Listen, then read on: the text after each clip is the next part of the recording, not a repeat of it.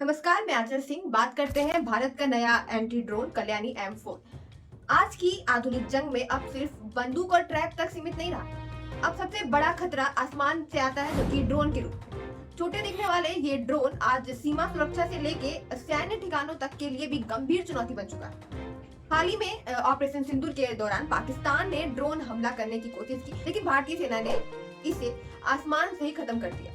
अब भारत भविष्य की ऐसी चुनौतियों के लिए और भी ज्यादा तैयार हो चुका है। आइए जानते हैं ड्रोन क्यों बन रहा है बड़ा खतरा। एक तो ये सबसे सस्ता है, दूसरा तेजी से हमला कर सकता है और झुंड में आ सकता है। इसे पकड़ना और रोकना पारंपरिक हथियारों से मुश्किल हो जाता है। इसी वजह से दुनिया भर की सेनाएं अब एंटी ड्रोन सिस्टम पे फोकस कर रही है। भारत भी इसी दिशा में एक बड़ा कदम उठाने जा रहा है। आखिर ये कल्याणी M4 है क्या? भारतीय सेना जल्द ही जिस सिस्टम को शामिल करने वाली है, यह कल्याणी M4 हाई मोबिलिटी वाहन है। यह एक माइंड प्रूफ और बुलेट प्रूफ गाड़ी है, जिसे भारत फोर्स की कंपनी कल्याणी स्ट्रेटेजी सिस्टम ने बनाया है। असल में यह दक्षिण अफ्रीका की M4 गाड़ी का भारतीय और ज्यादा ताकतवर वर्जन है। अब इसे सिर्फ सैनिक ढोने वाली गाड़ी नहीं, बल्कि चलती फिरती एंटी ड्रोन मशीन बनाया जा रहा है।